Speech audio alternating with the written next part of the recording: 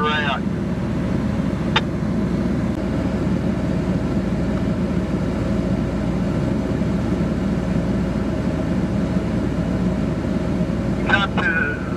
You'll be taking a hard ride.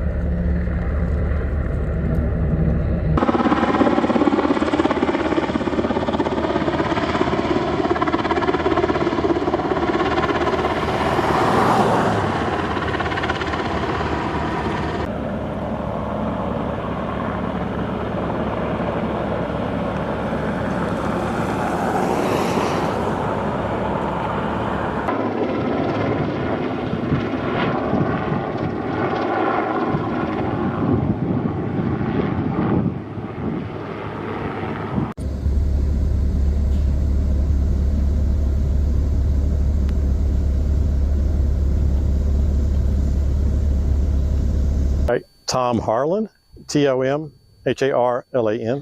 Public Information Officer for the Texas A&M Forest Service? That is correct. And as you were saying, this is kind of your temporary post. You're not always...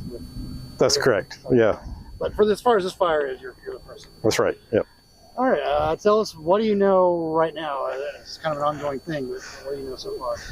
Right now, the fire is at 500 acres. It's 25% contained. We have slowed down the forward progression, and we have dozers working on both flanks. There are 10 structures threatened. None destroyed, no injuries. We had 4 Fireboss airplanes working the fire today, along with a helicopter with a bucket. We had 4 dozers, 2 engines, and several of the local fire departments were here helping out. Can you talk about how, I know we've got the TIFMAS, the interagency thing going on right now. I've seen crews from Dallas, all as close to Cleveland. Can you talk about what kind of difference that makes on a fire like this that is moving so fast? It makes a huge difference to have the skilled personnel come in and assist us get that, because there is a strike team. They come in and help us. They're skilled, they're well trained, and they can get the job done to help us out. Oh, you know what kind of training the volunteers have for this stuff like this? Do they train with bigger agencies or stuff? I'm not sure. I surely do, but I don't know the training they get. This one kind of started and got big pretty fast. Is that my understanding? Yeah, that's our understanding. We got the call, and it was about 20-acre fire. We got here in about an hour from Mineral Wells, and it was up to 300 acres. So it did grow quite quickly, but you had heat, the drought conditions, and the high winds that were pushing it along to really help it grow quickly. And how critical is it in the next couple of weeks? This triple-digit temps, dry, low humidity, for people to be very aware of what they're doing and not start fires. Right, and there are burn bans throughout the counties here.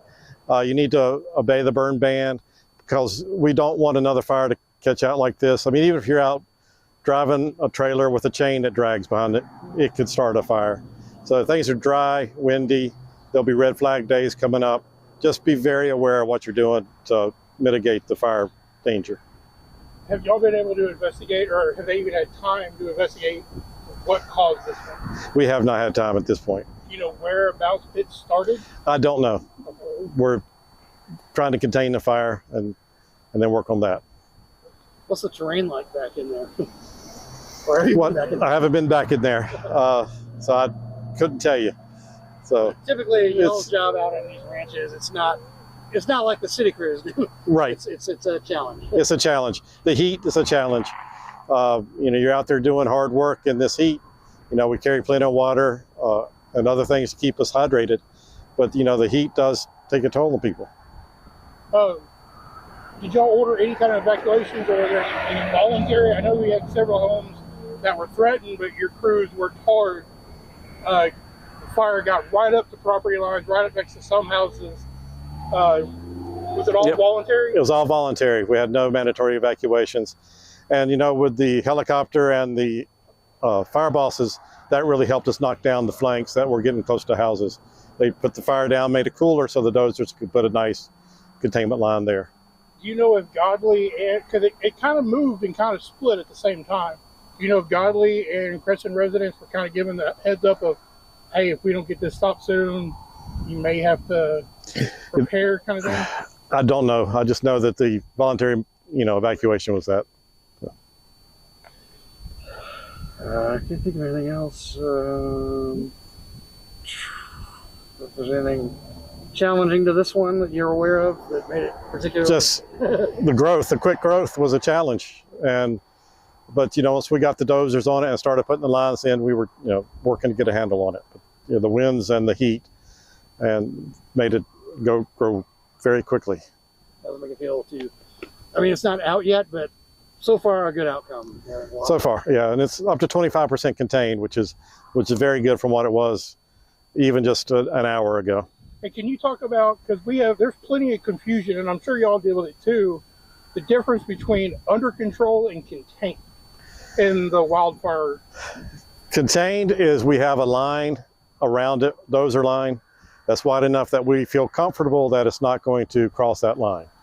There will be smoke within that containment line, but we are confident that it's not going to get out. So that is when it's contained, you will still see smoke in the area until it is, you know, completely put out, and when, you know, we'll go through and mop up and make sure all the smokes are not there anymore. And that's in areas y'all call the black, where black. It's already burned, but there's still stuff smoldering, still has some heat in it. That's correct. In the black, it's not going to spread real quickly, but there's possible, you know, fuel there that's smoldering.